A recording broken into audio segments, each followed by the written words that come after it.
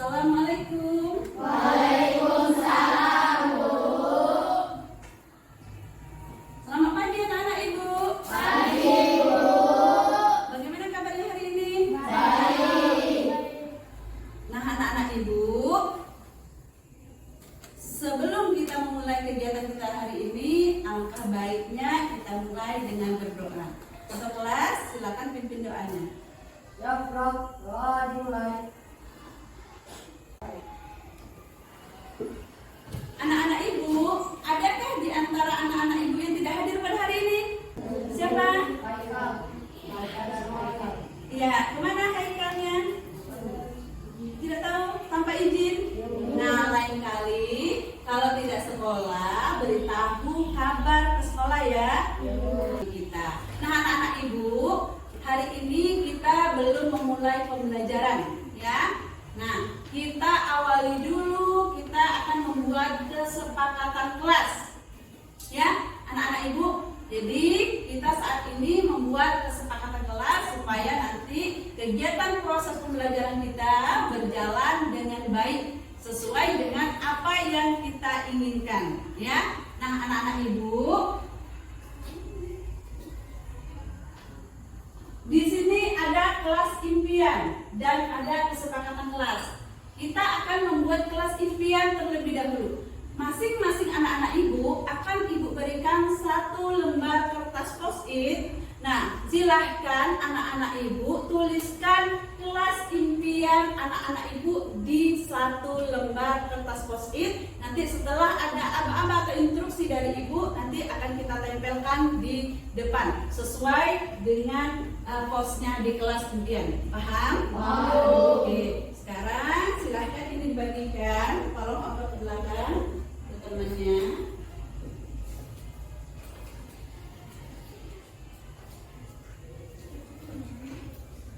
Ya, ke belakang. Silakan dikeluarkan alat tulisnya, dituliskan.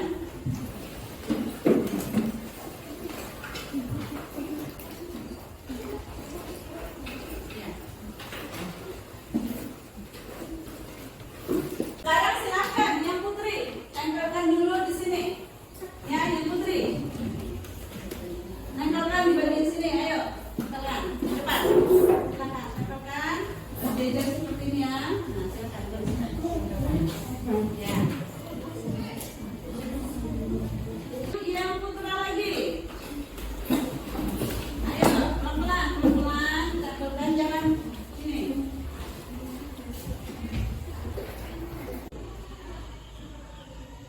Baiklah anak-anak Ibu, sudah pada tempel semua? Nah, kalau sudah, siapa yang mau membantu Ibu satu orang untuk membacanya? Ya, bagus. Silakan. Silakan dibacakan ya. Iya, dengan suara kencang biar kawannya dengar. Kelas selalu bersih, kelas yang bersih. Yang pertama kelas Selalu selalu bersih. Terus apa lagi? kelas yang bersih. Kelas yang bersih sambil ditunjuk. Gimana? Kelas yang bersih. Terus Saya ingin kelas ini tertib. tertib. Terus tertib. Kelas selalu bersih. Terus Saya ingin juara kelas. ya. Saya ingin belajar lebih giat.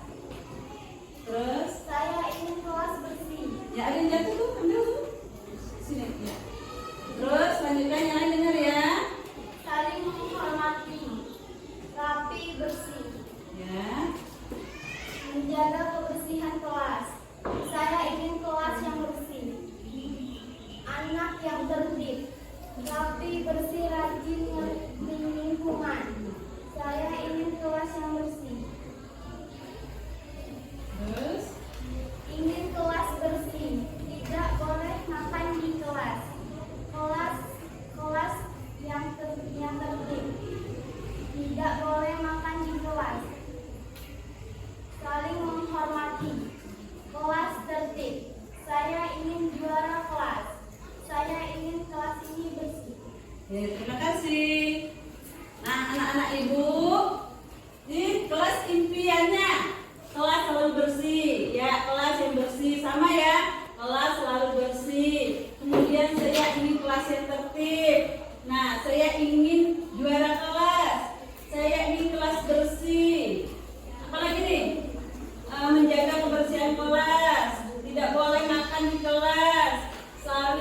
menghormati, kelas tertib. Nah, bagus sekali ya. Nah, anak-anak ibu, ini adalah kelas impian anak-anak ibu. Nah, kelas impian ini akan terwujud ya, harapan-harapan anak ibu yang dituliskan di sini ini akan terwujud jika kita melakukan yang namanya kesepakatan. Ya, kesepakatan kelas.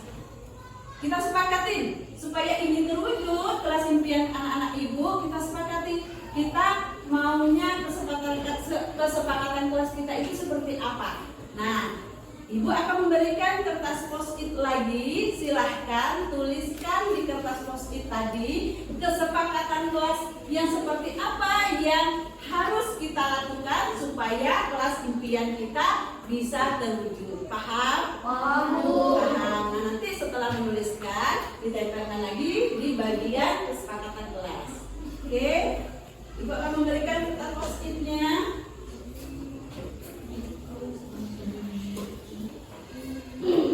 Dibagikan di belakang ya.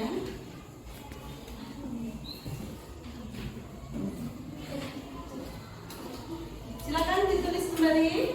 Yang sudah dapat kertas post-itnya boleh menuliskan.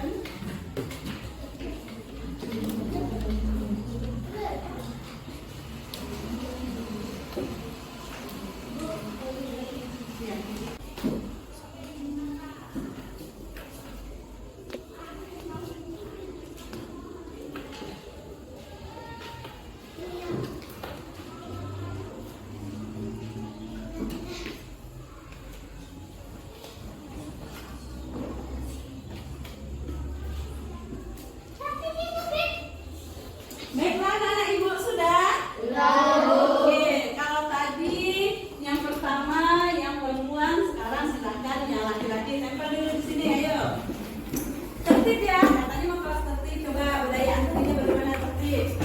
Ini kalau tidak ada kursus lengketnya ada lem, boleh pakai lem. Ya, silahkan duduk. Ya. Sekarang silahkan yang perempuan.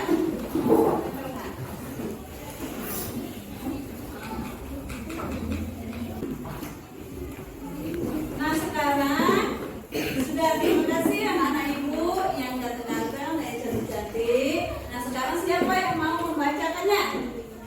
Ya silakan.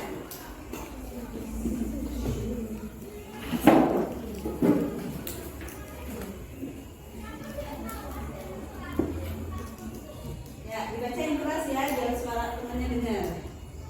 Rajin belajar datang ke waktu. Pelan ya, pelan. Apa nih? Datang tepat waktu. Dan rajin datang ke sekolah. Ya, udah. Menghargai Saling menghargai, terus impian terwujud, saling membantu, saling membantu teman. Siapa lagi? menghargai Saling menghargai. guru dan murid saling Iya, guru dan murid saling menyayangi. saling membantu, rajin bersih-bersih, Iya. tidak boleh bertengkar, Tidak boleh bertengkar, terus saling toleransi, saling toleransi. murid-murid saling menghormati, Iya, murid-murid saling menghormati, terus datang tepat waktu dan rajin datang tepat waktu. tidak ribut di jam pelajaran, Tidak ribut di jam pelajaran, terus apa lagi? impian terwujud, Iya. saling bantu, Saling bantu teman. waktu, saling menyayangi, saling waktu dan tepat waktu, Iya. lupa jika sesuai. Iya, terima kasih. Nah, terima kasih anak-anak ibu, bagus sekali ya. Nah, sekarang kita lihat yuk sama-sama nilai-nilai yang akan kita tuliskan di kesepakatan kelas tadi. Nah, rajin belajar, kita cek nih. Rajin belajar ada 1, 2, rajin belajar kita kelompokkan lagi ya. Di sini rajin belajar. Oke, kita kelompokkan di sini rajin belajar. Ini satu kelompok, terus apa lagi nih? Iya, impiannya terwujud. Terus apa lagi? Impian terwujud. Terus hadir saling apa nih? Tidak boleh bertengkar, saling menghargai. Oke, nah sekarang coba rajin belajar. Ya, sepakatin rajin belajar. Nah, nilai apa yang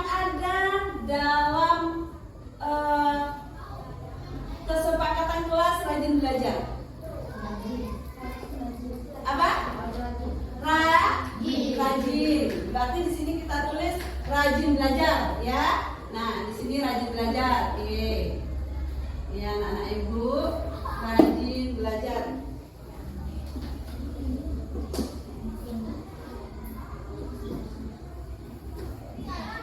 Ya. Rajin belajar. Sekarang kita lihat lagi. Datang tepat waktu. Oke, kita lihat di sini datang tepat waktu. Terus apa lagi nih? Yang datang tepat waktu kita cari, kita kelompokkan. Nih, datang tepat waktu. Terus hadir tepat waktu. Nah, ini ada datang tepat waktu. Datang tepat waktu.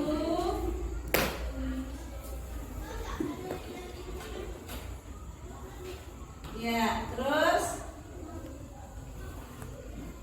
oke, yang datang tepat waktu.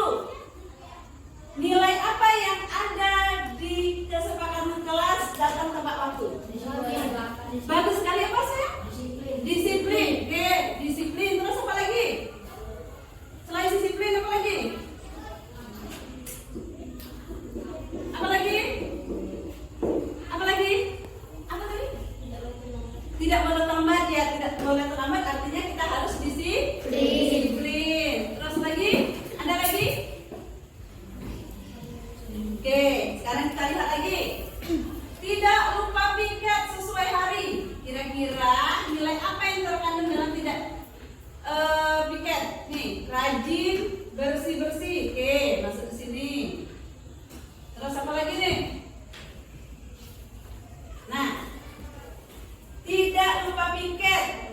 Piket harus sesuai hari. Rajin bersih-bersih kelas. Ayo, nilai apa yang terkandung di dalam kesepakatan kelas ini? Ya, kelas menjadi bersih berarti harus apa? Nilainya? Iya apa? Ini bertanggung jawab. Iya, bagus sekali. Berarti anak ibu harus tanggung jawab. Tanggung jawab. Oke, bagus sekali. Berarti harus tanggung jawab. Kemudian kita lihat lagi ada saling membantu. Oke, kita lihat taruh di sini ya, saling membantu. Terus ada lagi saling membantu. Terus mana lagi nih? Saling membantu. Oke. Nilai apa yang terkandung di kesepakatan kelas ini? Apa? Kesetiaan. Ada lagi yang lain? Iya, saling membantu. Benar. Saling membantu. Oke, kita lihat lagi. Saling menghormati. Kita pindahkan di sini. Saling menghargai. Saling menghargai. Guru dan murid saling menghargai. Saling menyayangi. Oke. Nilai apa yang terkandung dalam kesepakatan kelas ini? Iya, bagus sekali. Saling menghormati ya, saling menghormati. Terus ada lagi sini saling toleransi. Berarti nilai apa di sini? Nilai toleransi. Bagus sekali. Toleransi. Tidak boleh bertengkar. Ayo, tidak boleh bertengkar. Berarti nilai apa? Kerukunan. Bagus. Bagus sekali. Berarti nilainya nilai apa? Kerukunan. Bagus sekali. Terus tidak ribut di jam pelajaran. Tidak ribut di jam pelajaran. Tertib. Terus apa lagi? Tidak ribut di jam pelajaran. Bagus, disiplin. Terus apa lagi? Tanggung jawab. Bagus. Terus apa lagi? Ada lagi? Tanggung jawab. Tidak ribut. Berarti termasuk juga saling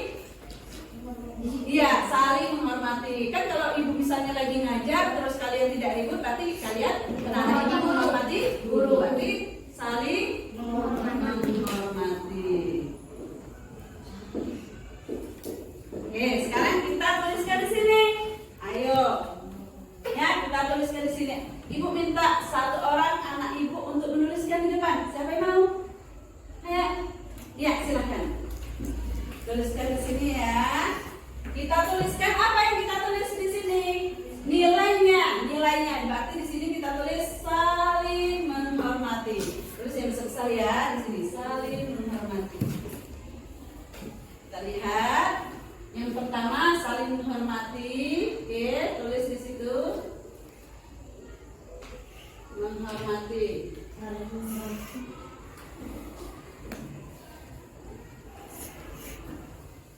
Terus ada apa lagi nih? Apa anak ibu? Toleransi. Ya, tulis toleransi di sini.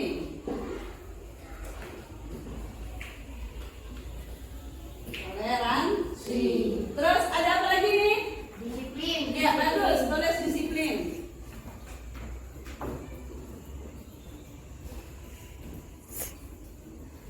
Ada apa lagi?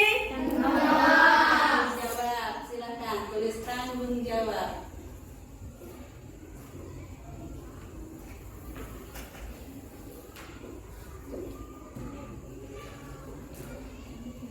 Ada apa lagi anak ibu? Kerukunan. Tulis kerukunan.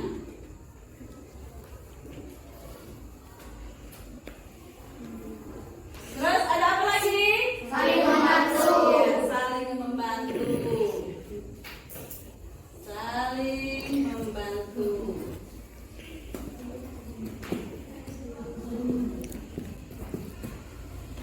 Ada apa lagi? Rajin belajar.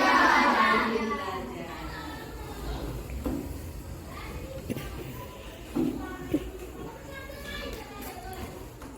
Rajin belajar. Oke, yang ini sama ya, sudah ada di sini ya. Berarti ini tidak perlu lagi kita tuliskan. Ada disiplin, ada tanggung jawab, ada saling menghormati. Sudah semua dituliskan nilainya? Sudah. Alhamdulillah. Silakan duduk. Terima kasih. Nah, inilah anak-anak ibu kesepakatan kelas kita ya. Baiklah anak-anak ibu. Nah, kesepakatan kelas sudah kita buat di sini nilai-nilainya. Ada nilai apa saja anak-anak ibu? Saling menghormati. Toleransi. Disiplin. Tanggung jawab. Kerukunan. Saling membantu. Rajin belajar.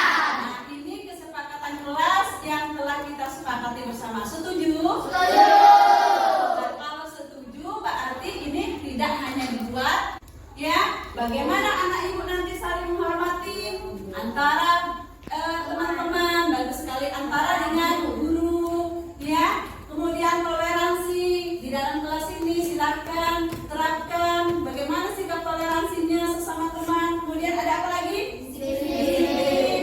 Disiplin, ada disiplin dalam ada di sini nulis datang tepat waktu. Kemudian mengerjakan tugas tepat waktu. Terus apa lagi? Nah, ini adalah kedisiplinannya, tetap disiplin. Kemudian tanggung jawab, mengerjakan tugas PR-nya tepat waktu tadi.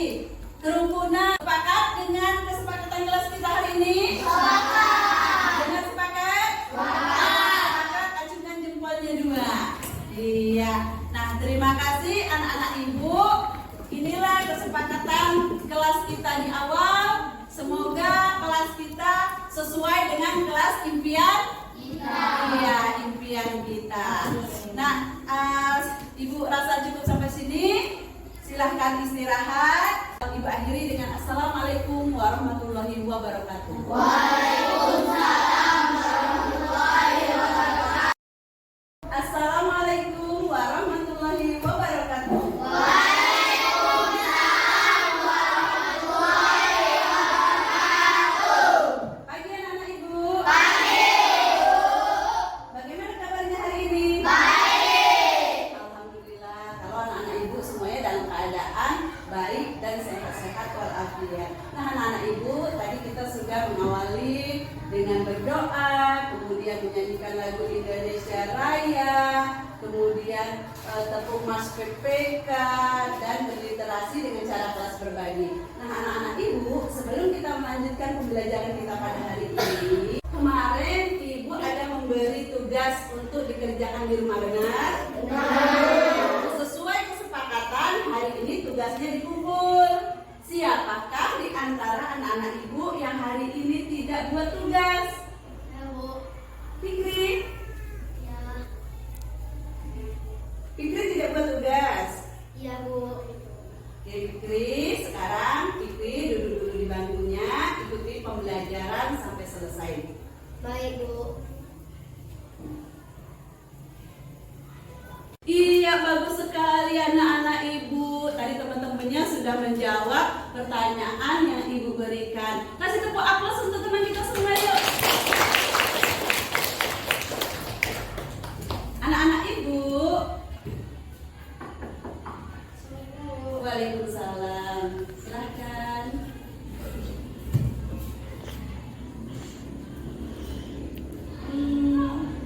Sekarang sudah jam berapa ya?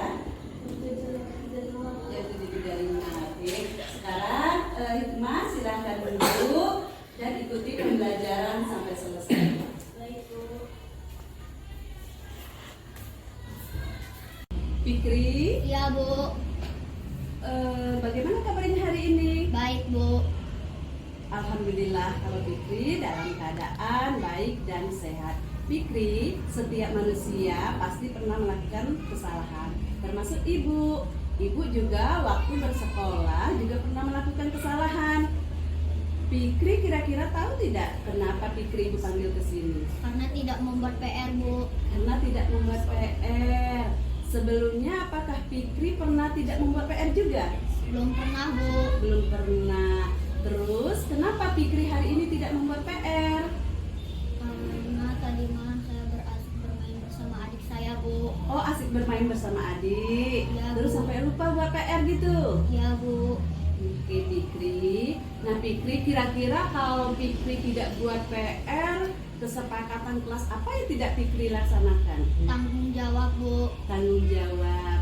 Nah Fikri, kira-kira ini Fikri udah tidak buat PR ya. Nah, apa yang harus Fikri lakukan saat ini? Sepulang sekolah saya akan mengerjakan PR, Bu. Oke, supaya Fikri buat PR terus, sepulang sekolah Fikri harus buat PR. PR. Terus apa lagi nak? Saya akan berminta maaf, Bu. Fikri akan minta maaf sama Ya, siapa? Bu. Bersama Ibu. Minta maaf sama ibu. Terus apa lagi yang bisa Fikri lakukan? Saya berjanji akan membuat PR terus, Bu. Iya, berjanji akan buat PR. Benar ya Fikri ya? Ya, Ingat Bu. Fikri, kesepakatan kelas kita harus dilaksanakan dengan baik. Semoga Fikri bisa menjadi anak yang lebih tanggung jawab lagi. Amin, Bu. Amin.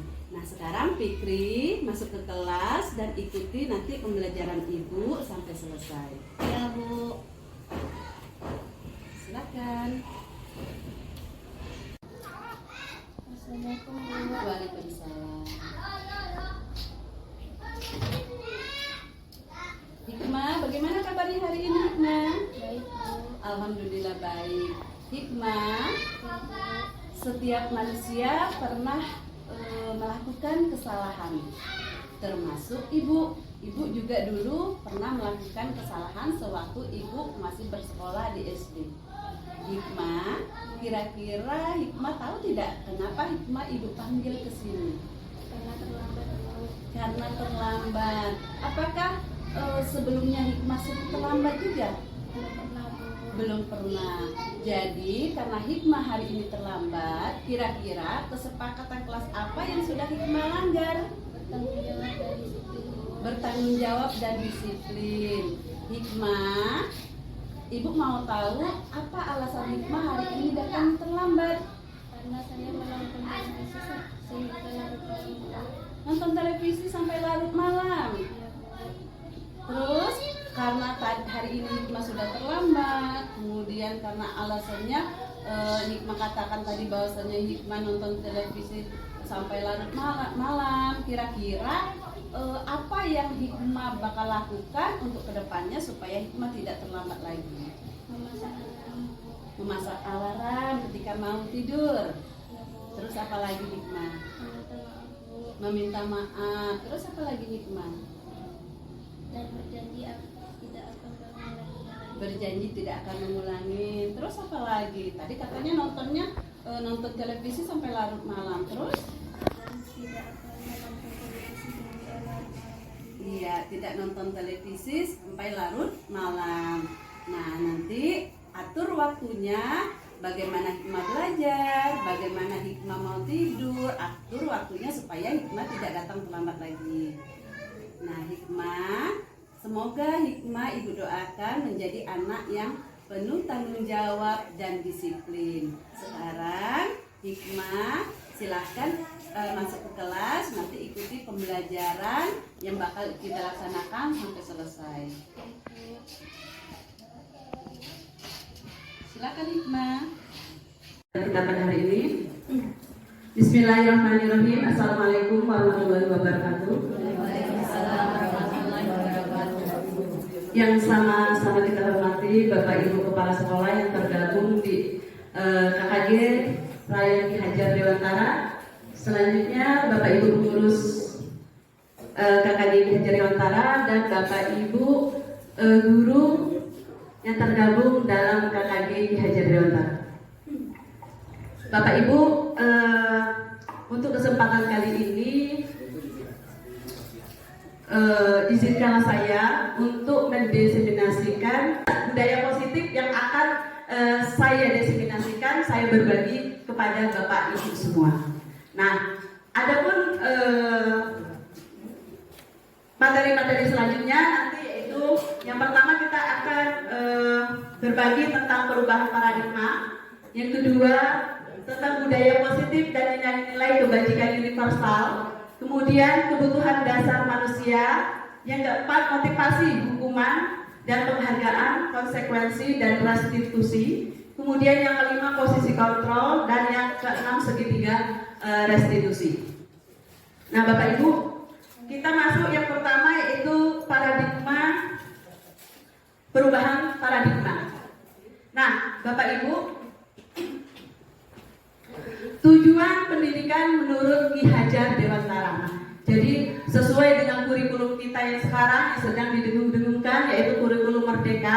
Nah, jadi kita mengacu kepada filosofi pemikiran Ki Hajar Dewantara.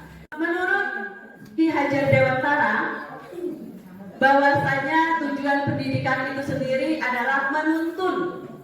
Ya, kata kuncinya di sini Bapak Ibu, menuntun.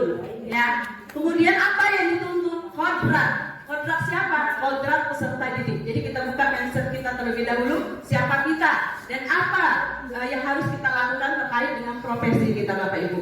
Nah, jadi di sini menuntun segala kodrat yang ada pada peserta didik kita. Kodrat itu yang dibawakan sejak lahir.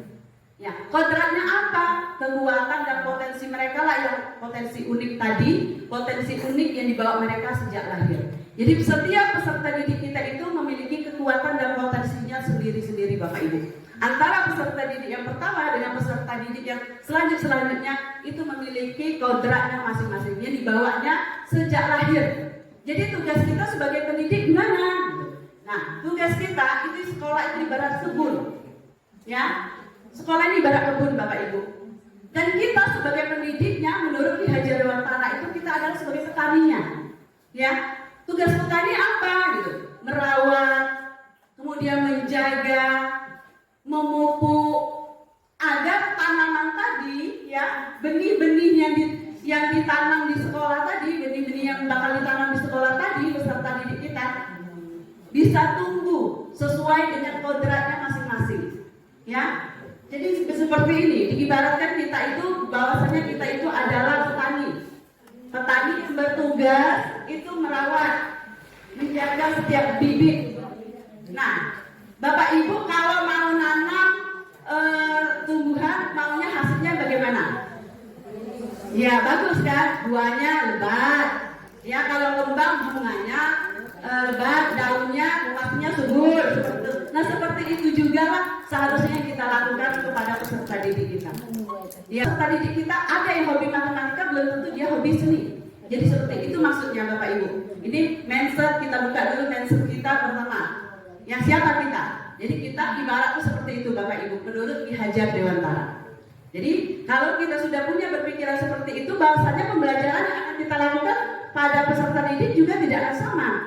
Nah, itulah yang sering kita dengar, mungkin Bapak Ibu juga sering mendengar yang namanya pembelajaran berdiferensiasi. Ya. Nah, tapi nanti kita bahas yang ini dulu ya.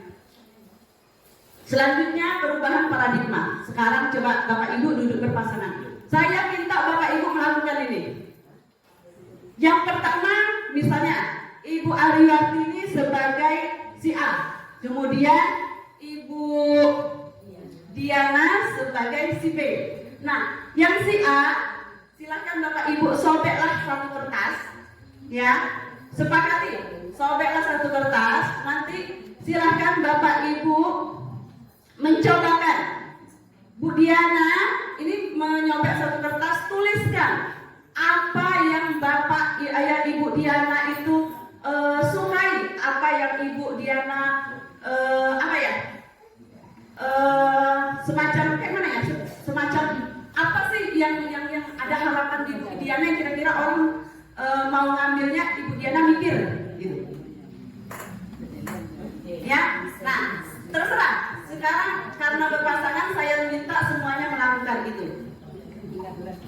Kemudian tugas, misalnya tugas Ibu Ariwati ini merayu, membujuk Ibu Diana sampai dapat apa yang ada di dalam tangannya tadi. Nah, jadi coba praktekkan itu. Saya ingin Bapak Ibu praktekkan itu sekarang. Silakan Bapak Ibu Eva tuliskan apa yang menurut Bu Eva apa yang harus dipertahankan. Kemudian nanti Ibu Sur akan membujuk Bu Eva. Jadi semuanya ya Bapak Ibu ya, silakan semuanya.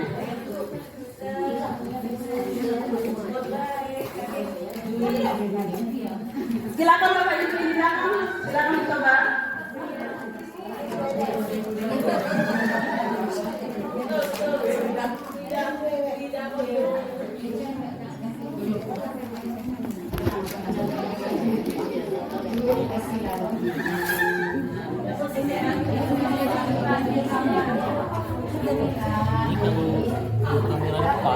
Kepala ibu takut Oke Bapak Ibu silakan. Silakan dilakukan. Saya kasih waktunya 3 menit.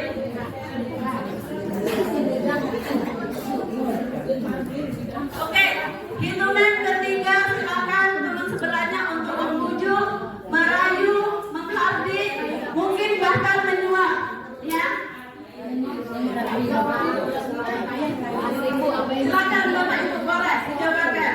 Mungkin nanti Pak Muslimnya yang akan merayu ceritanya bagaimana agar bisa melepas kepalanya cerita anak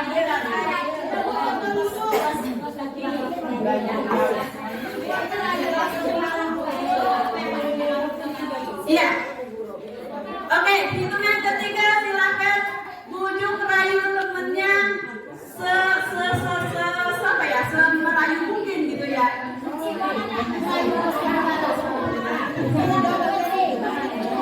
Oke Bapak Ibu ya, kita mulai. Hitungan ketiga.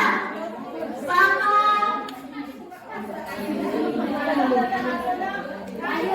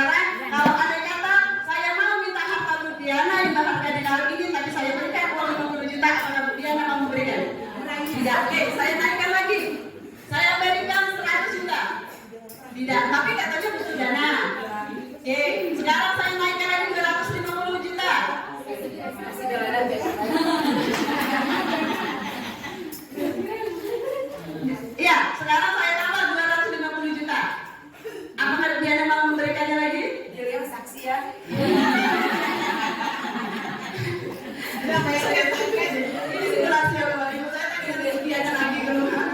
Oke, bagaimana Bu Diana? Apakah Bu Diana masih mau mempertahankannya atau oke, masih. Oke, terakhir penawaran terakhir akan saya berikan 500 juta. Apakah Bu Diana tertarik memberikan harta yang berharga yang Ibu Diana pertahankan? Pikir lagi nih. Ya, 500 juta. Oke, Diana memberikan harta yang berharganya ke saya. Oke, silakan duduk Bu Diana. Kasih tepuk aplaus untuk Bu Diana. Bu, Bapak Ibu, apa yang akan terjadi? Kira-kira menurut Bapak Ibu sekarang saya kembalikan apa yang akan terjadi? Dari simulasi tadi, ketika Bapak Ibu menganggap ini, kemudian Bapak Ibu ada yang membujuk, merayu segala macam, apa yang bakal bisa terjadi menurut Bapak Ibu? Ya, ada ya? Apa Bu? Silakan Bu. Ada kemungkinan yang memberikan, ada kemungkinan juga yang mempertahankan. Iya, sangat bagus sekali. Ada kemungkinan yang memberikan dan ada kemungkinan yang mempertahankan. Kenapa itu bisa terjadi Bapak Ibu? Kita kembali lagi. Bahwasanya apapun tindakan yang kita lakukan, artinya kita memiliki alasan tersendiri. Ya, ketika orang mempertahankan tadi, seandainya tadi ada yang mempertahankan tidak berhasil, mungkin dia punya alasan tersendiri untuk mempertahankannya. Nah, kemudian ketika Bu Diana memberikan kepada saya, Bu Diana punya alasan tersendiri untuk memberikannya. Jadi tidak ada yang benar, tidak ada yang salah ketika dia memberikan atau tidak memberikan. Semuanya tergantung daripada alasan masing-masing. Itulah yang dinamakan dengan mungkin ada kebutuhan dasarnya yang tidak terpenuhi. Maksud saya seperti ini Bapak Ibu. Ketika anak tidak buat PR, biasanya kita lebih seperti itu. Nah, ketika anak tidak buat PR, pasti dia punya alasan tersendiri. Iya kan? Nah, seperti itu nanti yang akan kita pelajari selanjutnya. Ini stimulus awal, oke Bapak Ibu. Sekarang kita lanjut. Disiplin positif dan nilai-nilai kebajikan universal. Nah, sekarang saya kembalikan lagi ke Bapak Ibu. Apa sih yang dimaksud dengan disiplin? Ayo. Apa Bu Ida? Mematuhi peraturan. Oke, ada lagi yang punya definisi lain selain Bu Ida? Apa yang dimaksud dengan disiplin menurut Bapak Ibu? Menurut pemikiran Bapak Ibu ya, pemahaman Bapak Ibu. Selama ini kita sering dengar kata disiplin. Tapi apa sih definisi disiplin itu sendiri menurut Bapak Ibu? Melakukan sesuatu pada waktunya. Oke. Ada lagi? Silakan Bu Yani. Tepat waktu. Ada lagi yang lain?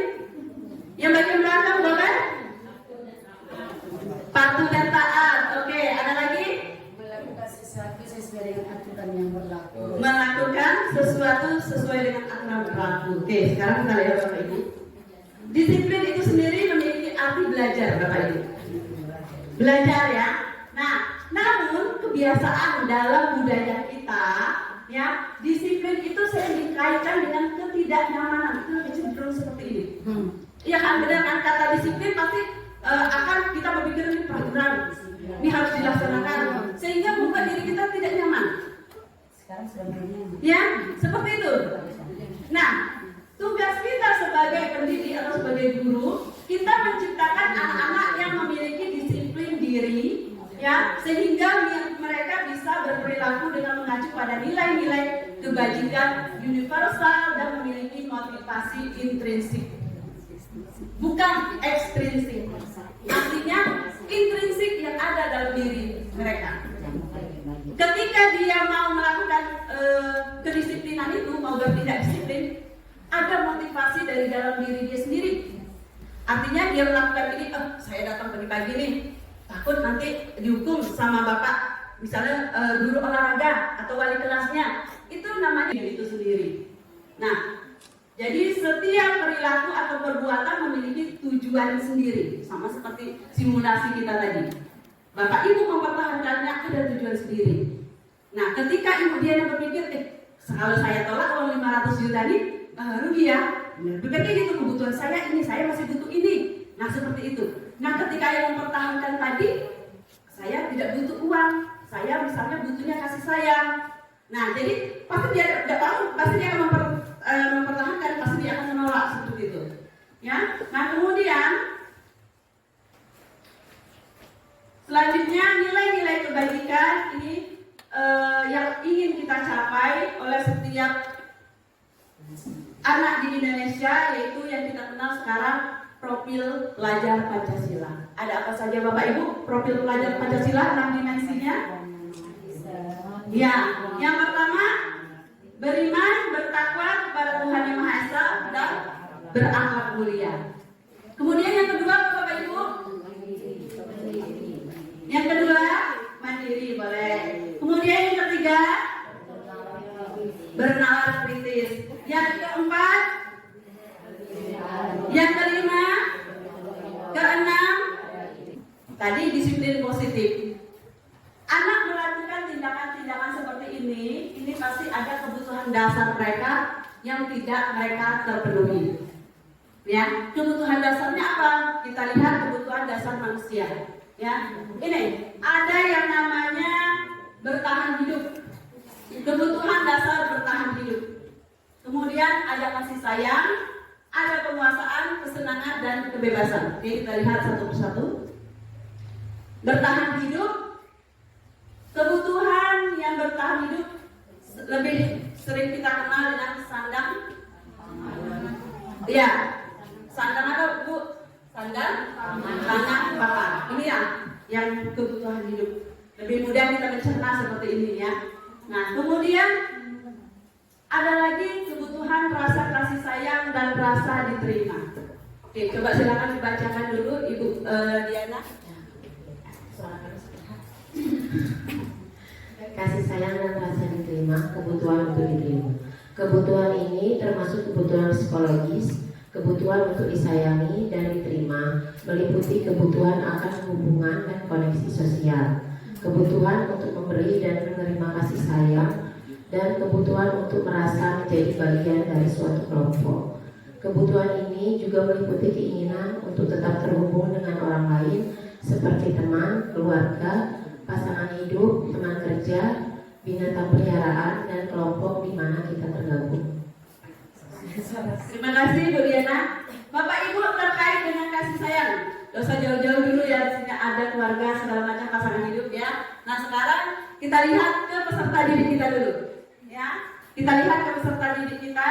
Ada enggak di kelas kita menemui peserta didik kita yang kalau istilah sekarang bahasanya apa ya? Caper, cari perhatian. Ya, banyak. Nah, benar kata Bu Yeni banyak. Caper ini artinya kebutuhan kasih sayang yang dia perlukan. Ya, kebutuhan kasih sayang inilah yang tidak dia penuhi. Jadi dia mencari kebutuhan kasih sayang ini, perhatian. Ya Bapak Ibu ya, perhatian. Nah, kebutuhan kasih sayang.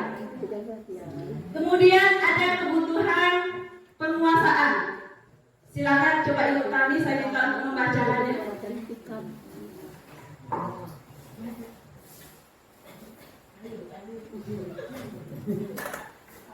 Penguasaan, kebutuhan pengakuan atas kemampuan. Kebutuhan ini berhubungan dengan kekuatan untuk mencapai sesuatu, menjadi kompeten, menjadi terampil, diakui atas prestasi dan keterampilan kita, didengarkan dan dimiliki rasa harga diri, memiliki rasa harga diri. Kebutuhan ini meliputi keinginan untuk dianggap berharga, bisa membuat perbedaan, bisa membuat pencapaian, kompeten, diakui, dihormati. Ini meliputi self-esteem dan keinginan untuk meninggalkan pengaruh. Oke, terima kasih Bu Tami. Nah Bapak Ibu, terkait dengan penguasaan, Bapak Ibu di kelas pernah nggak Bapak Ibu melihat anak yang pengennya ngerasa dia mampu sendiri? Ya kan? Dia bahwa teman-temannya itu tidak bisa. Benar? Nah, ada anak yang butuh yang kebutuhan seperti ini. Ya, memiliki kebutuhan seperti ini. Kehilangan kebutuhan dan harus memiliki kebutuhan seperti ini. Dia merasa bahwasanya dia hebat sendiri, bisa sendiri, gitu ya. Nah, seperti itu. Kemudian kebutuhan mana lagi? Kebebasan atau kebutuhan akan pilihan. Silakan Ibu Bantu saya untuk membacakannya. Kebebasan, kebutuhan akan pilihan. Kebutuhan untuk bebas adalah kebutuhan akan kemandirian, otonomi, memiliki pilihan, dan mampu mengendalikan arah hidup seseorang. Anak-anak dengan kebutuhan kebebasan yang tinggi menginginkan pilihan. Mereka perlu banyak bergerak, suka mencoba-coba, tidak terlalu terpengaruh orang lain, dan senang mencoba hal baru dan menarik. Iya, terima kasih Ibu. Nah, kira-kira ada nggak di kelas yang menemukan anak yang sering bebas seperti ini? Dia memiliki keinginan, misalnya mau mencoba-coba hal yang baru gitu, mencoba-coba segala sesuatunya, banyak bergerak, ya, sering coba-coba. Ada Bapak Ibu menemukan murid yang seperti ini di kelas? Oke. Terus ada lagi kesenangan. Nah, Bapak Ibu, kebutuhan untuk merasa senang. Silahkan Ibu, boleh bantu saya. Kesenangan atau kebutuhan untuk merasa senang. Kebutuhan akan kesenangan adalah kebutuhan untuk mencari kesenangan, bermain dan tertawa. Bayangkan hidup tanpa kenikmatan apapun, betapa menyedihkan. Glaser menghubungkan kebutuhan akan kesenangan dengan belajar. Anak-anak dengan kebutuhan dasar kesenangan yang tinggi biasanya ingin menikmati apa yang dilakukan. Mereka juga bisa berkonsentrasi tinggi saat mengerjakan hal yang disenangi. Terima kasih Ibu. Nah, terkait kesenangan, di kelas kita pasti pernah menemukan anak yang memang sukanya kalau kita ngajar dengan bermain, ada ya. Nah, ketika dia hobi suka bermain, ketika Bapak Ibu ceramah, dia akan terpaku seperti batu. Kebutuhan kesenangannya tidak terpenuhi. Paham Bapak Ibu maksudnya di sini? Sampai di sini? Bisa ya Bu Ida ya? Bisa mengerti ya? Oke, kita lanjut. Kemudian dari kebutuhan dasar tadi timbullah yang namanya motivasi, ya, motivasi, hukuman dan penghargaan, konsekuensi dan restitusi. Oke, Bapak Ibu, kita lanjut. Nah, inilah motivasi perilaku manusia tadi. Yang seperti simulasi awal, ada motivasi intrinsik, Bapak Ibu, ada motivasi ekstrinsik. Yang intrinsik yang mana gitu? Yang intrinsik yang ini, untuk menghargai diri sendiri. Jadi motivasi intrinsik itu pada dasarnya untuk menghargai diri dia sendiri, Bapak Ibu. Ya. Nah, ketika motivasi intrinsik dia tumbuh, maka tujuan utama disiplin positif tadi itu pasti akan ikut tumbuh, ikut muncul, Bapak Ibu. Ya, inilah yang akan kita sesuai dengan pemikiran Ki Hajar Dewantara, inilah yang akan diharapkan, ya. Bukan motivasi ekstrinsik. Kalau ekstrinsik itu dia melakukannya untuk menghindari ketidaknyamanan yang tadi saya katakan. Saya mau melakukan ini agar tidak dimarahi Bapak Ibu guru. Ini maksudnya tadi. Untuk menghindari hukuman tadi, ketidaknyamanan tadi. Ya, dia memakai pakaian seragam sekolah supaya tidak kena hukum. Tapi dia tidak sadar, dia cuma melakukan itu karena takut tadi, karena takut hukuman tadi. Itu motivasi ekstrinsik namanya. Kemudian dia melakukan itu kalau ada imbalan dari orang lain. Nih, ketika Bapak Ibu ketika anaknya membuat PR, Bapak Ibu di rumah ya. Nah, nanti Bapak Ibu belikan es krim di rumah. Nah, ketika anaknya melakukan ini, Bapak Ibu kasih hadiah. Nah, itu namanya motivasi ekstrinsik. Dia melakukan karena ada tujuannya. Yang pertama takut dihukum karena rasa tidak nyaman tadi. Yang selanjutnya, kalau saya melakukan ini, saya akan dapatkan hadiah. Saya melakukan ini, saya akan mendapat pujian. Seperti itu, Bapak Ibu. Oke, kita lanjut.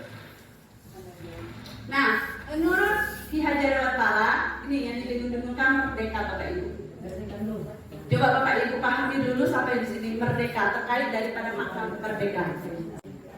Oke Bapak Ibu, bisa dipahami? Merdeka menurut pemikiran Ki Hajar Dewantara. Merdeka itu artinya tidak hanya terlepas dari perintah, akan tetapi juga cakap buat memerintahkan diri sendiri. Artinya begini Bapak Ibu. Iya benar, dari hati, kesadaran. Dia melakukan itu, dia sendiri bisa memerintahkan dirinya sendiri gitu. Ya, dia sendiri yang bisa memerintahkan diri sendiri. Bukan orang lain tidak bisa mengontrol diri orang lain. Catat itu Bapak Ibu. Kita sendirilah yang bisa mengontrol diri kita sendiri. Ya, kita melakukan kesalahan, itu kontrol diri kita. Kita melakukan hal yang benar, itu kontrol diri kita. Ya, jadi tidak ada yang bisa mengontrol diri orang lain selain orang itu sendiri. Itu maksudnya. Jadi merdeka yang menurut Ki Hajar Dewantara seperti itu. Jadi bukan disuruh, bukan berdasarkan perintah. Jadi memang dia yang memerintahkan diri dia sendiri. Itu ya Bapak Ibu ya. Oke, kita lanjut.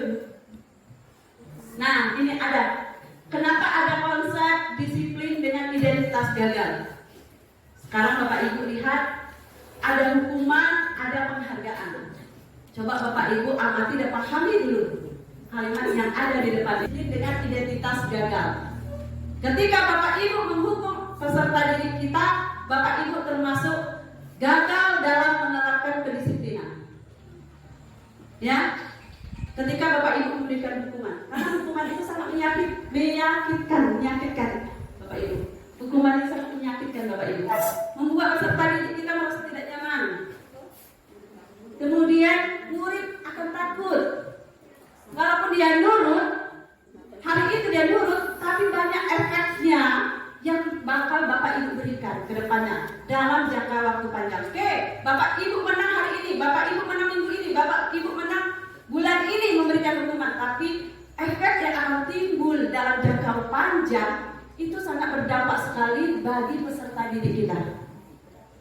Nah, inilah yang akan kita rubah pola pikir kita dalam pengajaran, proses pembelajaran yang kita lakukan sehari-hari. Hukuman tadi, ini murid akan menyembunyikan kesalahan. Pernah tidak? Anak kita yang melakukan kesalahan, tapi dia benar bohong. Akhirnya ujung-ujungnya bohong ya. Oke Bapak Ibu ya. Nah, sehingga murid itu tadi benar kata Bu Yeni tadi berbohong. Akhirnya dia takut untuk menghukum peserta didik kita di depan orang-orang banyak, maka dia akan merasa menjadi murid yang rendah diri. Ya, kalau sudah rendah diri, banyak efek sampingnya yang bakal timbul dalam diri peserta didik tadi. Psikologisnya bakal terganggu. Kemudian, apalagi belajarnya pasti akan terganggu. Oke, kita lanjut penghargaan. Penghargaan ini tidak efektif Bapak Ibu, merusak hubungan. Sekarang kemudian mematikan kreativitas. Ini penghargaan yang dikatakan bukan penghargaan perkataan, tapi penghargaan yang berupa benda, barang. Ketika anak didik Ibu di kelas bisa melakukan ini, Bapak Ibu kasih permen, itu tidak mendidik. Ya, dia mau melakukan itu nanti di pikiran dia hanya terbatas. Benar Bapak Ibu, saya mau dapat permen. Ketagihan, benar jadinya. Ketagihan karena tadi permen tadi tujuannya bukan motivasi intrinsik tadi. Ya, merusak hubungan sudah jelas. Ketika Bapak Ibu memberikan ini, si A bisa menjawab terus, ya benar, cemburu sosial. Yang merasa kurang, tidak pernah mendapat hadiah tadi, dia akan bilang, ya, ibunya kan hatinya jadinya ya, tidak pernah dapat. Kemudian nanti akan timbul iri dengan si A tadi. Kok dia terus sih yang dapat, saya kok tidak pernah. Padahal dianya sebenarnya memang harus tidak dapat, gitu kan, karena kemampuannya. Tapi kan jadinya merusak hubungan tadi, Bapak Ibu. Benar. Kemudian mematikan kreativitas. Mematikan kreativitas bagaimana? Nih, misalnya saya sudah melakukan ini, dapat hadiah dari Bu Ida, buku udahlah saya cukuplah sampai di sini gitu. Puas gitu, puas dengan apa yang cuma saya buat. Sebatas inilah, nanti saya buat seperti ini saja, saya sudah dapat hadiah, ngapain saya mau buat yang lebih bagus lagi gitu. Benar. Akhirnya turunlah kualitas peserta didik kita tadi. Benar. Benar, tidak termotivasi lagi. Ya, untuk belajar artinya menurunkan kualitas tadi. Kualitasnya bagaimana? Kualitas kemampuannya tadi pasti akan menurun. Kemudian mengurangi motivasi intrinsik, sudah jelas. Mengurangi motivasi intrinsik. Ketika kita berikan penghargaan seperti itu terus, pastinya motivasi intrinsiknya juga akan, ya, bahkan bisa tidak timbul. Oke, Bapak Ibu, kita lanjut. Nih Bapak Ibu, hukuman dan penghargaan itu sebenarnya beda-beda tipis. Gitu ya Bapak Ibu ya. Beda-beda tipis ya. Hukuman dan penghargaan itu termasuk daripada tadi disiplin yang gagal. Ya, beda-beda tipis. Intinya sama Bapak Ibu. Oke, kita lanjut konsep disiplin dengan identitas sukses. Coba Bapak Ibu pahami dulu dengan identitas sukses.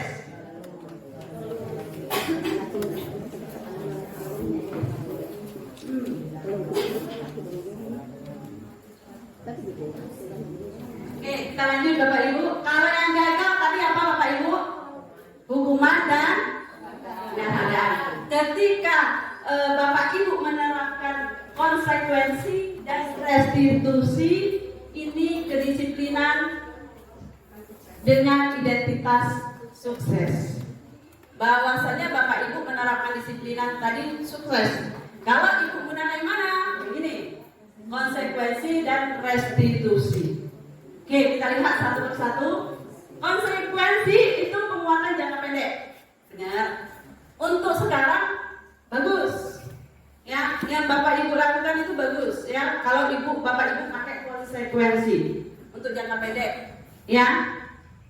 Kemudian gini, yang contohnya bagaimana konsekuensi gitu.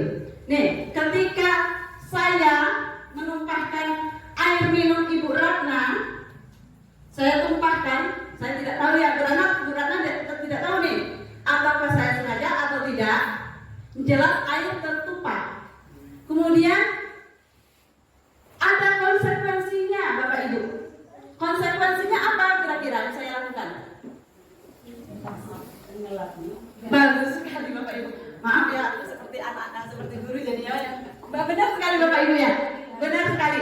Konsekuensinya saya harus ngelak Bapak Ibu. Ketika air ini tertumpah, basah meja Bu Ratna, saya ambil elak, saya ambil tisu atau segala macam. Benar sekali Bapak Ibu ya. Benar sekali. Konsekuensinya saya harus ngelak Bapak Ibu. Ketika air ini tertumpah, basah meja Bu Ratna, saya ambil elak, saya ambil tisu atau segala macam. Saya elak. Konsekuensi itu. Oke, setelah itu saya minta maaf. Boleh, minta maaf dulu, setelah itu dilak. Itu namanya konsekuensi. Ya.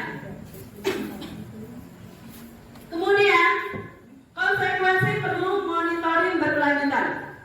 Ketika saya sebagai peserta didik, yang menumpahkan air minum tadi Bu Eva, benar? Bu Eva itu bakal monitoring terus saya. Ya, monitoring terus. Ketika saya melakukan kesalahan lagi, saya langsung tidak seperti itu kira-kira. Ya. Jadi seperti itu. Bu Eva punya PR untuk monitoring saya. Ketika saya melakukan tadi, kira-kira apakah Bu Suci tadi masih akan mengelak atau tidak? Itu kan jadi pikiran Bu Eva. Nah, seperti itu. Kemudian stimulus respon. Ya, artinya begini, ketika menumpahkan tadi, datang Bu Eva, misalnya tadi menyuruh saya untuk mengelak.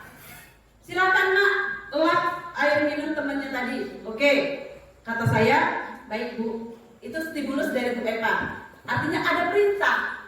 Untuk konsekuensinya ada perintah. Ada perintah di sini. Kemudian saya melaksanakannya tadi. Ini yang dikatakan stimulus respon. Bu Epa merintah, saya melakukan. Saya respon dengan saya melakukan. Kemudian murid menghormati peraturan. Pada saat itu ya, benar. Murid menghormati peraturan. Kemudian kehilangan waktu untuk merenungi kesalahan. Ketika Bu Epa tadi nyuruh, misalnya tadi Ani, silahkan elap meja misalnya Dewi tadi. Kemudian langsung dielap sama si Ani tadi. Ya, maksud yang dia kehilangan waktu untuk merenungi kesalahan, ketika mungkin si Ani tadi ketika numpahkan dia pengen minta maaf terlebih dahulu. Tapi karena sudah diperintahkan oleh Bu Epa tadi suruh ngelap, dia tidak jadi minta maaf. Artinya dia agak apa ya? Iya, kehilangan waktu untuk merenungi kesalahan dia. Seharusnya dalam hati tadi dia Ani tadi mengelap memang, tapi ketika dalam hati dia berkata, padahal aku mau minta maaf dulu, ibu nyuruh aku ngelap. Nah, jadi ada seperti itu gitu. Iya, karena tadi konsekuensi Bu Epa nyuruh Ani karena sudah menumpahkan air minum si Dodi, silahkan elap meja si Dodi. Kemudian Dodi mengelapnya, tapi dalam hati dia berkata, Bu Epa nyuruh saya ngelap, padahal saya mau minta maaf dulu sama si Dodi. Nah, seperti itu mungkin ada pikiran-pikiran yang tersirat di hati peserta didik kita tadi. Jadi itu konsekuensi kalau Bapak Ibu lakukan itu akan membuat siswa kita kehilangan waktu untuk merenungi kesalahan dia sendiri. Seperti itu Bapak Ibu. Kemudian restitusi. Restitusi inilah tahapan yang paling baik sekali Bapak Ibu. Ya. Di tahapan inilah yang dikatakan kesuksesan Bapak Ibu. Restitusi. Saya juga baru dengarnya, baru dapatnya pas ikut guru penggerak ini. Saya baru tahunya. Mungkin Bapak Ibu ada yang lebih tahu dari saya duluan. Restitusi ini kalau saya baru dapatnya pas di sini ya. Jadi setelah itu baru saya refleksi. Oh, kegiatan pembelajaran saya selama ini saya lakukan di posisi ini. Gitu. Oke, sekarang apa sih restitusi itu? Nanti ya. Nah kemudian, tapi dengan adanya restitusi tadi, murid akan bertanggung jawab untuk perilakunya. Ketika dia menumpahkan minum temannya tadi, tanpa kita kasih konsekuensi, tanpa kita perintah, dia sudah sadar. Aku harus gelap, aku harus minta maaf. Seperti itu. Nih tiba-tiba saya berjalan, tidak sengaja menumpahkan air minum Ibu Diana. Bu Diana minta maaf ya Bu Diana ya. Oke, saya suruh cari saya elak segala macam seperti itu. Langsung dari respon dari motivasi intrinsiknya sendiri, tanpa diperintah. Paham ya Bapak Ibu ya seperti itu restitusi ya. Jadi itu restitusi itu tingkatan yang paling akhir sukses. Ketika peserta didik kita melakukan suatu tindakan yang tidak sesuai dengan kedisiplinan, dia akan muncul dari diri dia sendiri. Oke, kita lanjut. Kemudian fokus pada pemecahan masalah jangka panjang. Oke, Bapak Ibu, mungkin ya restitusi ini menurut Bapak Ibu tidak nampak dampaknya langsung, benar? Tidak nampak dampaknya langsung, tapi dalam jangka waktu panjang ini sangat bermanfaat sekali Bapak Ibu. Kenapa? Kenapa Bapak Ibu? Karena sudah tertanam dari diri dia. Dimanapun dia bersekolah, melanjutkan sekolah nanti, dia sudah punya motivasi intrinsiknya sendiri. Ya, memang jangka panjang ini tidak nampak hari ini Bapak Ibu melakukan ini instan langsung tidak nampak. Ini adalah memang butuh waktu yang untuk nampak hasilnya yang cukup lama. Tapi inilah yang sebenarnya yang memang dibutuhkan oleh peserta didik kita Bapak Ibu. Kemudian murid menghormati dirinya dan orang lain. Ketika dia menumpahkan air minum tadi, dia menghargai dirinya sendiri untuk meminta maaf. Bahwasanya dia tahu kalau dia salah. Kemudian dia menghargai orang lain, tadi dia minta maaf, dia mengelak, dia menghargai orang lain. Nah itu timbul dari dirinya sendiri tanpa kita perintah. Itu maksudnya Bapak Ibu. Kemudian ada yang namanya teori kontrol. Kalau tadi ini stimulus respon, yang ini teori kontrol. Dia bisa mengontrol dirinya sendiri. Dia loh yang mengontrol dirinya mau berbuat apa, baikkah, burukkah, dia sendiri. Tanpa ada stimulus dia bisa, karena dia sudah memiliki namanya teori kontrol. Ya. Nah, kemudian murid bersemangat memperbaiki kesalahan, sudah pasti. Ya. Setiap hari ketika dia melakukan kesalahan, dia akan refleksi itu dan semakin hari semakin diperbaiki. Oke, Bapak Ibu, kita lanjut.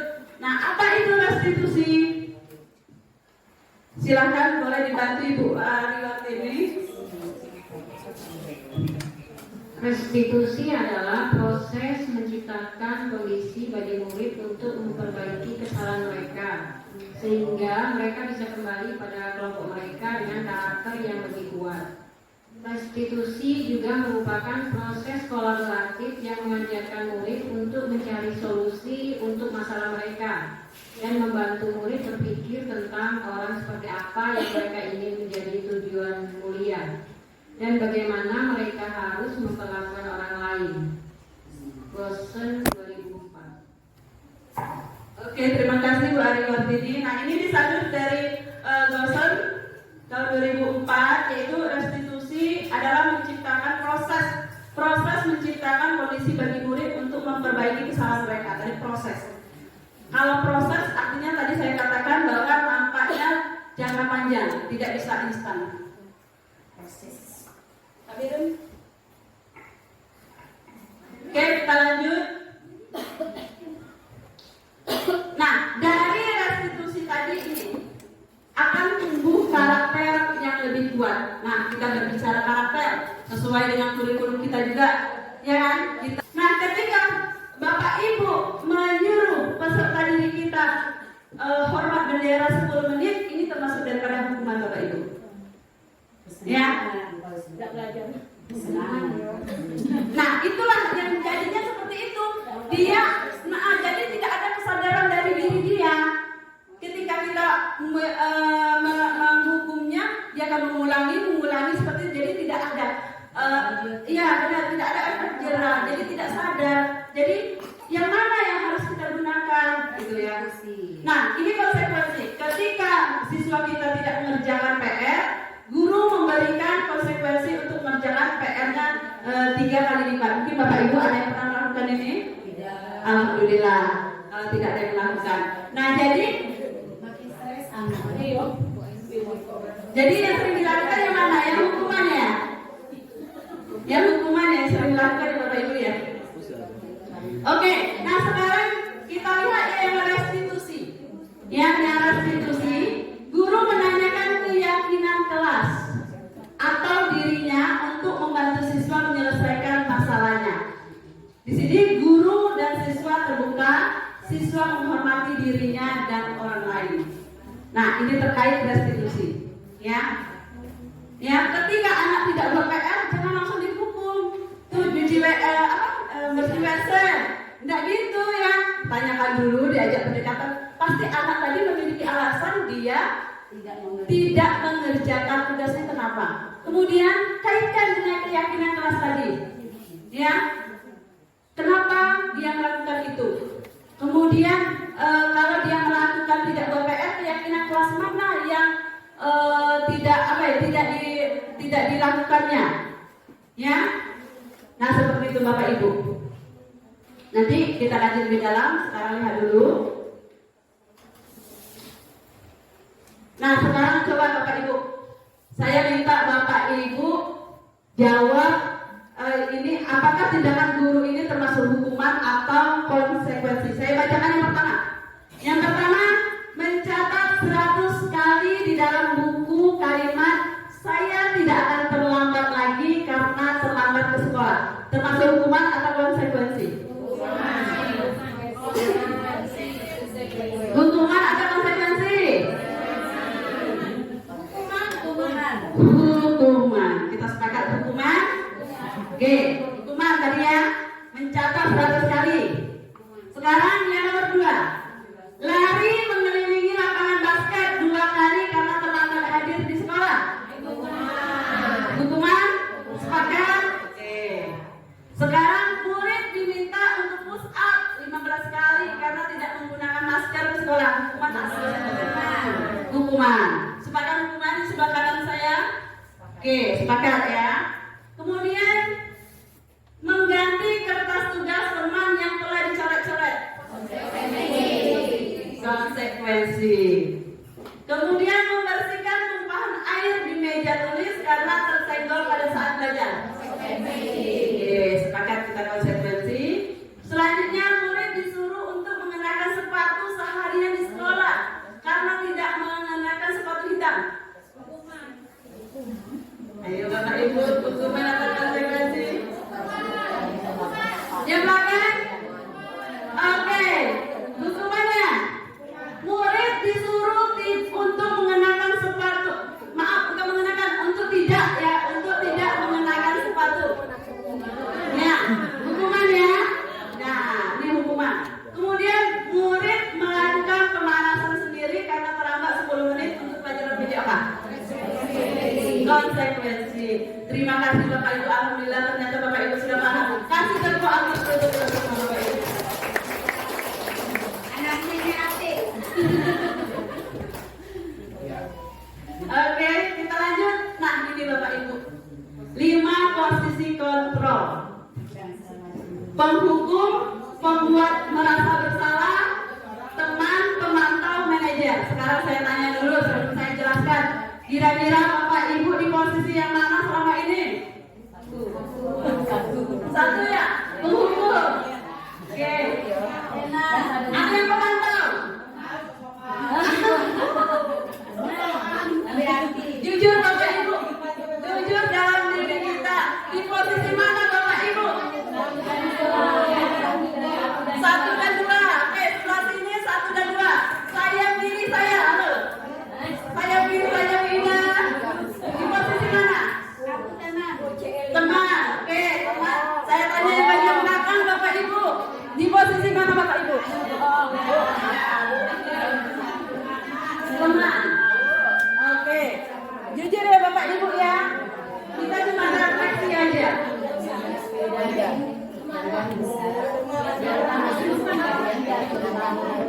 Sekarang kita lihat satu persatu Bapak Ibu.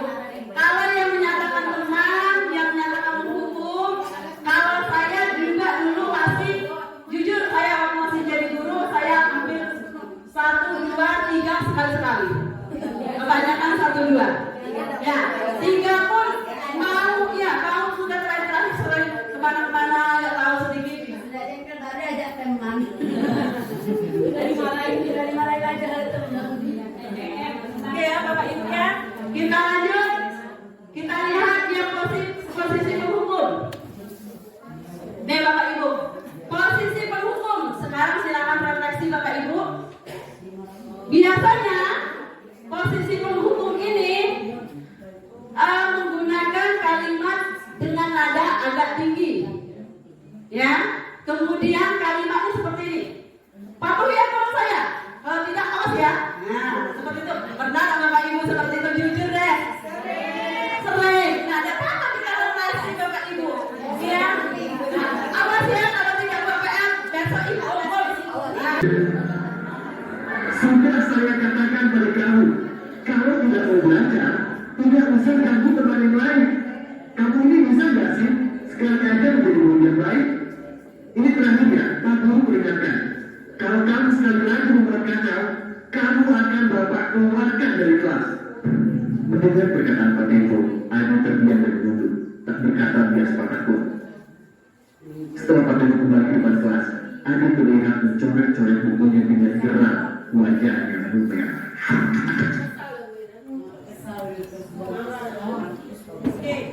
Bapak Ibu, nah itulah ketika kita di posisi penghukum Bapak Ibu.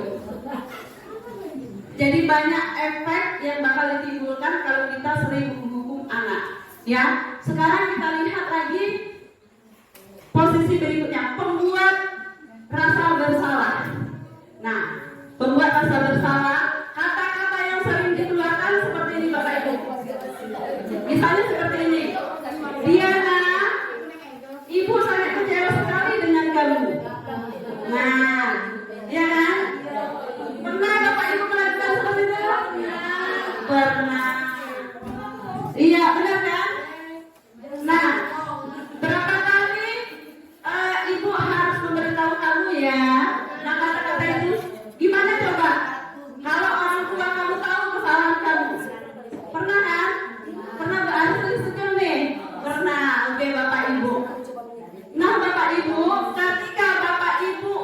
di posisi pembuat merasa bersalah, Bapak Ibu ini akan terjadi nih, anak kita akan merasa benar, ya Bapak Ibu ya. Jadi di dalam kelas dia nahan perasaan, ya dia merasa bersalah terus gitu kan. Ketika dibilang seperti ini, ibu sangat kecewa sekali dengan kamu Andi.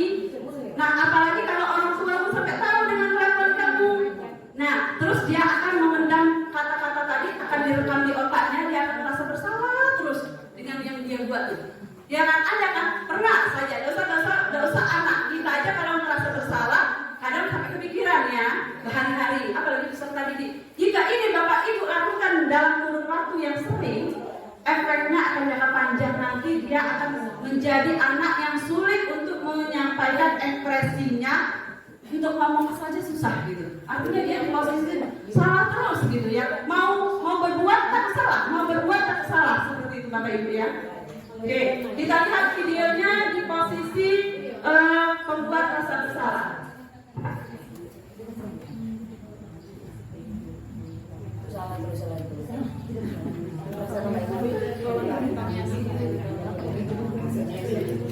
Oke, presentasi akan dimulai dari Nia ya. Maaf, saya belum menyatakan presentasi saya. Seharusnya kamu ingat dong bahwa hari ini kita akan presentasi. Ibu sudah memikirkan bagaimana kita bisa asik belajar. Kamu kan tidak mengikuti saja, membuat presentasi saja. Kan ibu selalu ingatkan untuk tepat waktu. Kenapa kamu lupa?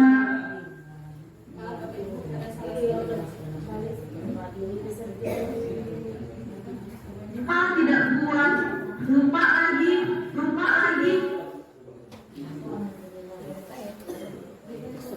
Dan saat memposisikan diri sebagai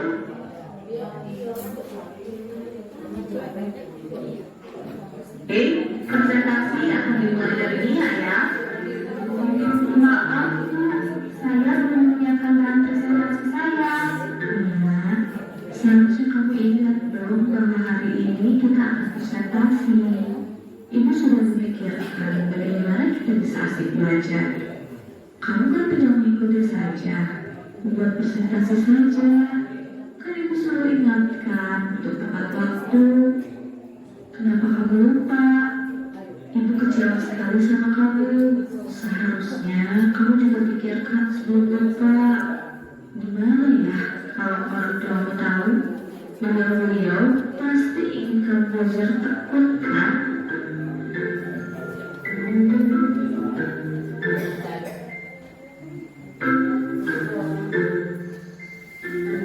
Agak, ibu kecewa sekali.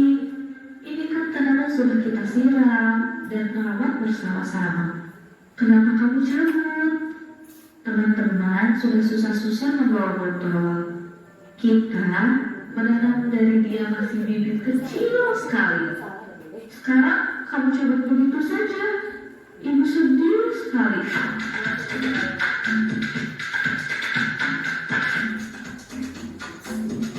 Nah, seperti itu Bapak Ibu di posisi pembuat rasa bersalah. Jadi siswa merasa bahwa dia salah, jadi seperti tertanam rasa bersalahnya di hatinya. Jadi itu efek yang bakal siswa kita terima ketika Bapak Ibu memposisikan diri Bapak Ibu di pembuat rasa bersalah. Oke, sekarang kita lanjut Bapak Ibu sebagai teman. Ya, posisi sebagai teman. Nah, kata-kata yang sering dikeluarkan pada posisi sebagai teman yaitu ayo bantulah demi Bapak. Nah, mungkin ayo bantulah demi Ibu, mungkin ada nih. Benar Ida pernah melakukan itu?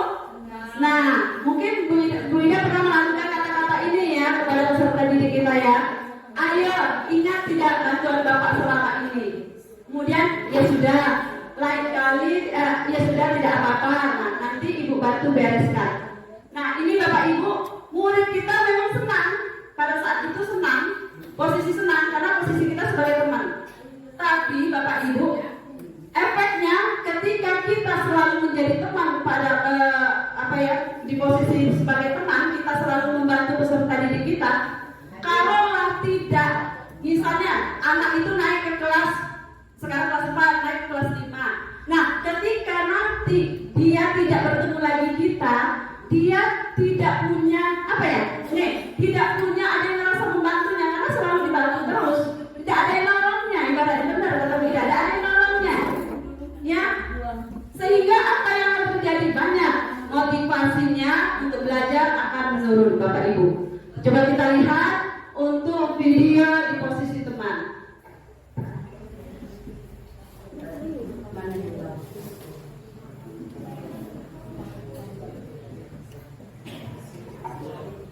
Pak tidak buat, lupa lagi. Kamu kapan sih bisa ingat ada tugas? Sesudah semua teman. Iya, posisi teman. Mia saat memposisikan diri sebagai teman Mia. Dasar kamu ini, padahal ibu kan sudah mengingatkan dari kemarin. Iya bu, maaf ya. Ya udah, enggak apa. Kamu sekarang menyimak presentasi teman kamu. Nanti setelah kelas ini kita buat bareng-bareng presentasinya ya. Siap bu. Menurut ibu dan bapak guru, bagaimana perasaan Mia kak? Oke, benar. Ada ketergantungan di sini. Jadi kalau tidak dibantu, tidak akan melakukan, tidak akan bisa melakukan. Ketika nanti naik ke tingkat yang lebih lanjut lagi, dia akan merasa kehilangan motivasi. Karena siapa yang membantunya tadi tidak ada lagi gitu, gurunya udah beda gitu. Jadi ini sebaiknya jangan kita gunakan. Oke, kita lanjut Bapak Ibu. Di posisi manakah Bapak Ibu seharusnya memposisikan diri ya Bapak Ibu? Pemantau. Kita lihat pemantau. Peraturannya apa gitu? Apa yang telah kamu lakukan? Kemudian kalau kamu melakukan ini konsekuensinya apa? Itu di posisi pemantau. Nah, ini sudah lumayan bagus Bapak Ibu. Di posisi ini sudah lumayan bagus ya. Seperti apa kita lihat di posisi pemantau.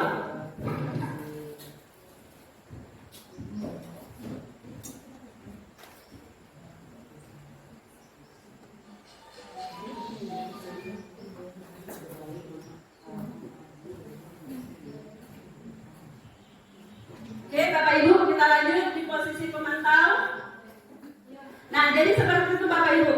Kalau di posisi pemantau, murid dia memahami bahwasanya dia kalau dia berbuat, dia akan dapat konsekuensinya, ya, atas perbuatannya.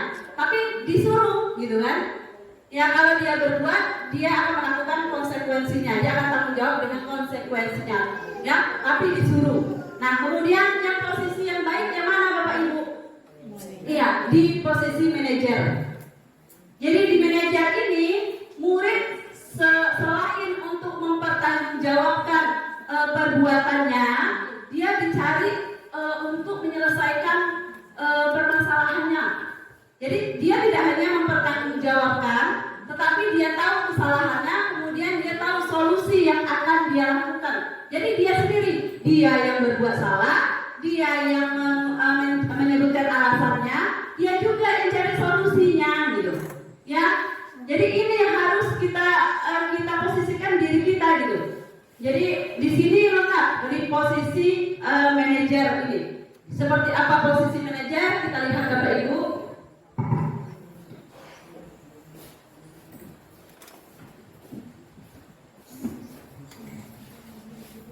Baik, sekarang silakan kalian baca dulu secara mandiri bacaan di buku halaman 70 sampai 71. Tadi, kamu pasti punya alasan mengambil bola kertas ke dalam perut kamu saat berpelajaran. Nanti, selesai berpelajaran, kita ngobrol ya. Lupa yang mendengar apa yang membuat kamu melakukan itu. Baik, Pak.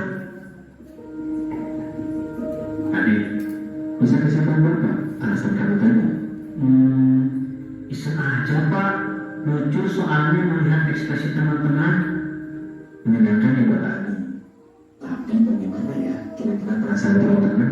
Terganggu Pak. Apa keyakinan keras kita? Menghargai semua orang. Apakah Anda sudah terlihat seperti itu? Bagaimana agar Anda bisa terlihat seperti itu? Minta maaf kepada teman dan Bapak. lalu saya juga akan berhenti mengganggu teman satu pelajaran, Pak. Apakah Anda punya solusi lain untuk bisa mendapatkan kesenangan namun tetap menghargai orang lain? Bermain bersama teman saat jam istirahat atau jeda antara pelajaran.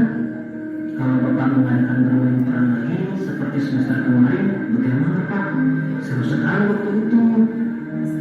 Baik, Bapak hargai usahamu untuk memperbaiki diri. Terima kasih juga sarannya ya adik. Bapak akan coba pertimbangkan.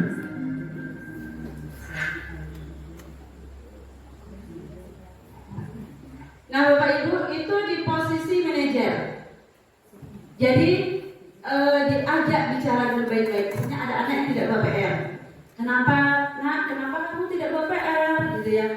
Tapi bahasanya lebih halus lagi. Nah, setiap manusia itu pernah melakukan kesalahan. Termasuk misalnya ibu dulu sekolah juga pernah melakukan kesalahan, gitu kan? Nah, coba kesalahan kamu hari ini. Tahu tidak kenapa kamu ibu panggil? Nah, itu pun posisinya jangan di depan teman-teman. Panggil dia sendiri. Dia akan bilang, Bu, mungkin saya tidak buat PR, Bu. Nah, terus tanyakan alasannya, kenapa kamu tidak buat PR, Nak? Dia akan mungkin bercerita alasan dia. Kemudian, tanyakan kesepakatan kelasnya. Kalau kamu tidak buat PR, kesepakatan kelas apa yang telah kamu langgar? Nah, kemudian tanyakan lagi, kembalikan lagi sama dia. Kira-kira sebelumnya kamu pernah tidak buat PR? Nah, kalau kata dia tidak, baru kali ini. Nah, untuk selanjutnya bagaimana supaya kamu tetap buat PR gitu. Dia sendiri kita ajak untuk cari solusinya. Dengan seperti itu terbiasa dia sadar gitu Bapak Ibu. Tapi kalau dihukum tadi ya dia akan timbul rasa benci sama kita, emosi, marah segala macam. Timbulnya efeknya banyak Bapak Ibu. Jadi kita di posisi manajer seperti itu. Jadi kita gali, kita hanya menanyakan Bapak Ibu. Ya, tanyakan kenapa dia tidak buat PR, alasannya, kemudian solusi apa dia sendiri. Usahakan belajar solusinya. Mungkin kalau kelas 1, kelas 2, kelas 3 dibimbing. Ya, kira-kira apa ya Nak ya setelah ini yang kamu lakukan? Kamu kan sudah melanggar kesepakatan kelas tuh. Apa ya coba yang kamu lakukan? Minta maaf Bu sama Ibu. Oke, minta maaf sama Ibu. Terus apa lagi ya Nak ya? Kira-kira supaya kamu bisa buat PR setiap hari. Nah, seperti itu tanyakan. Jadi hal yang itulah kita di posisi manajer Bapak Ibu. Kalau Bapak Ibu menerapkan itu dari kelas 1, insya Allah anak kita tidak ada mungkin yang katanya tadi membangkang. Yang karena apa? Motivasi intrinsik dia sudah tumbuh. Sama seperti ini Bapak Ibu. Bapak Ibu di sekolah pengen budaya peduli lingkungan. Bapak Ibu sediakan tong sampah banyak tuh untuk buang sampah. Tapi kalau motivasi intrinsik dari diri siswa tidak Bapak Ibu lakukan, tidak Ibu tumbuhkan, benar kan Bu Surya? Percuma tong sampah, dia akan tetap buang sampah sembarangan. Dia akan tetap buang sampah di bawah kolong meja. Sambil dia akan buang sampah dimanapun tempat dia maunya. Tapi kalau sudah motivasi Bapak Ibu tanamkan, nah bahwasanya buang sampah adalah kewajiban kamu di sekolah. Buang sampah adalah kebersihan adalah sebagian dari iman. Buang kalau kamu melakukan suatu tindakan walaupun hal yang kecil dapat pahala. Nah, kalau Bapak Ibu terapkan hal-hal seperti itu tanamkan dalam diri peserta didik, itu dia akan termotivasi sendiri. Ya, Bapak Ibu ada payah pakai buang sampah. Nah, kalau buang sampahnya tidak perlu gitu. Dia sudah tahu, oh kalau sudah makan jajan sampahnya dibuang di tempat sampah. Kalau tidak sempat masuk dulu ke dalam saku. Nanti nampak sampah dibuang di tempatnya seperti itu. Itu maksudnya Bapak Ibu. Itu kajian yang lebih kecil lagi ya. Nah seperti itu. Jadi posisikan Bapak Ibu di posisi manajer. Oke, sekarang lihat Bapak Ibu. Nah, kayaknya ini udah selesai ini kita. Nah, coba saya mau bertanya dulu ke Bapak Ibu. Saya kecewa sekali dengan kamu. Ini posisi mana Bapak Ibu? Saya kecewa sekali dengan kamu. Membuat masalah. Benar, membuat merasa bersalah. Oke, kita sepakati ya, membuat rasa bersalah. Oke, yang kedua, kamu tidak pernah benar melakukannya. Iya, bohong. Ayolah lakukan demi Ibu. Teman. Apakah kamu mau mendapatkan stiker bintang hari ini?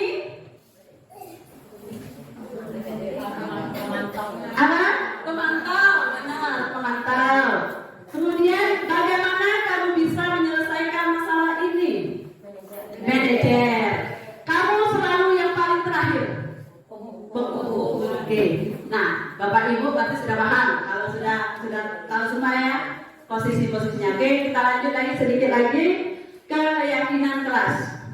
Bapak Ibu, mengapa tidak peraturan saja? Mengapa harus keyakinan? Saya tanya kepada Bapak Ibu, kenapa Bapak Ibu tidak mengapa tidak peraturan saja? Mengapa harus keyakinan? Keyakinan kelas. Ayo, ada yang bisa mengasih pendapat? Kenapa tidak peraturan saja? Kenapa harus keyakinan? Gimana? Kalau saya, kalau peraturan itu dari ekstrinsi gitu, Bu. Tapi kalau keyakinan itu dari intrinsik. Oke, terima kasih Bapak Ibu. Nah, sekarang coba Bapak Ibu diwajibkan menggunakan masker di tempat umum. Ya, sekarang kalau saya tanya menggunakan masker, kira-kira nilai apa yang ada wajib menggunakan masker di tempat umum? Peraturan. Oke, nilainya yang kira-kira apa Bapak Ibu? Kesehatan, bagus. Nilai kesehatan. Nah, Bapak Ibu tahu bahwasanya itu kalau Bapak Ibu udah pakai masker, Bapak Ibu bisa kena penyakit, ya, apapun penyakitnya yang sudah ada pada hari itu, misalnya, ya. Nah, kemudian wajib menggunakan helm ketika berkendaraan di jalan raya. Keselamatan. Oke. Nah, yang keselamatan tadi Bapak Ibu, yang kesehatan tadi Bapak Ibu, itulah yang dikatakan nilai-nilai keyakinan universal. Jadi ini yang akan kita terapkan di dalam kelas kita. Ya. Jadi Bapak Ibu, benar adanya kesepakatan tadi. Jadi dengan adanya nilai-nilai universal tadi akan lahir motivasi intrinsik. Ya. Nah, sekarang ini kesepakatan. Selama ini kita buat tata tertib seperti saya di kelas saya dulu nih ya. Tuh, yang zaman saya dulu tuh itu tata tertib. Ini banyak larangan Bapak Ibu. Iya. Ya benar. Ini yang dilarang apa tuh? Macam-macam di situ. Banyak kata dilarang. Dilarang pinjam-minjam peralatan. Ini tata tertib pandemi ya. Yang ini juga nih. Nah, sekarang coba Bapak Ibu kita robah tata tertib yang ada di kelas menjadi kesepakatan. Hindari kata-kata negatif. Ya, banyak kata-kata motivasi positif. Jadi jangan gunakan dilarang lagi. Dilarang apa ya? Membuang sampah di kelas. Jangan banyak kata-kata dilarang. Kita coba di sini ya, misalnya nih apa nih ya? Nih, datang ke sekolah tepat waktu. Nah, biasanya kita dilarang terlambat datang ke sekolah, ya kan? Nah, sekarang ganti kalimat itu. Datang ke sekolah tepat waktu. Jadi kalimat-kalimat yang positif Bapak Ibu. Buatlah kesepakatan kelas dengan peserta didik kita dengan kalimat-kalimat positif. Jangan banyak kata dilarang. Ya. Nah, kemudian kesepakatan kelas, kami guru dan murid saling menyayangi. Jadi seperti itu ya. Ya, jangan misalnya apa ya? Ini banyak sekali ya. Nih. Oh, kalau yang ini sudah ada nih. Kalau saya ini yang nih, siswa keluar kelas dengan tertib. Ya. Oke ya.